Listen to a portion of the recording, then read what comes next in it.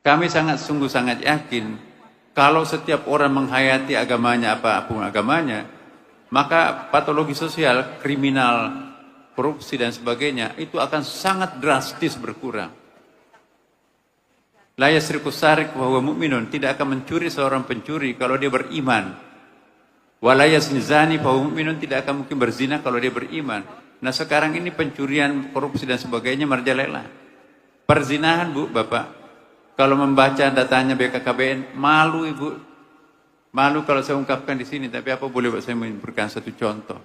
Ada 5 anak SMA di situ. Ya. 3 diantaranya itu sudah tidak perawan. 2 diantaranya sudah melakukan praktek aborsi. Jangan-jangan anak kita ada di situ. Nauzubillah min dzalik.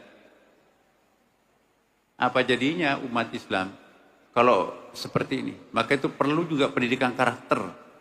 Jangan-jangan hanya wajahnya mirip Indonesia, tapi isi kepalanya Barat. Terlalu cepat mengirim anaknya ke Barat, mentang-mentang banyak uangnya. SMA-nya atau SMP-nya itu di Amerika, di Eropa. Bangga anaknya bisa bahasa Inggris. Padahal di sana kan budayanya lain. Nah, jadi pondok pesantren itu sangat penting. Sekarang ini timbul suatu tren. Jadi trendsetter sekarang ini Eropa dengan Australia, Inggris terutama dengan Australia. Anak-anak SMU-nya itu di boarding school kan. Ya.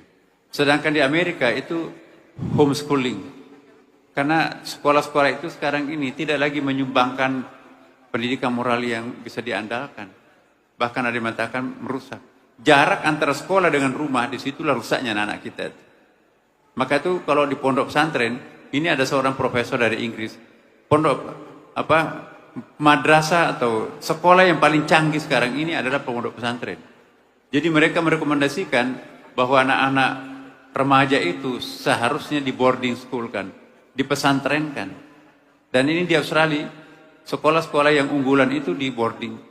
Kenapa? Karena lebih menjanjikan sebuah kepribadian utuh kalau anak itu keluaran boarding daripada anak-anak yang tadi itu pulang sekolah, tawuran, pulang sekolah, balapan, dan seterusnya.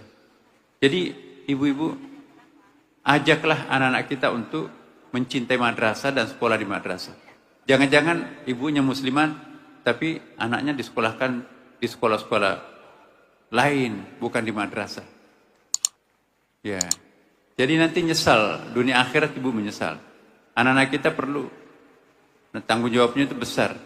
Maka itu saya mohon betul, salah satu program kita nanti Bu Habibah adalah bagaimana memperkuat madrasah kita ini sebagai lembaganya umat Islam, lembaganya muslimat terutama.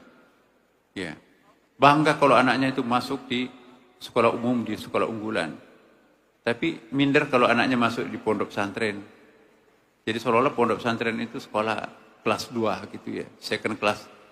Padahal justru Inggris, Eropa mengakui bahwa pondok pesantren itu adalah sekolah yang paling canggih, paling unggul, bisa melahirkan kepribadian.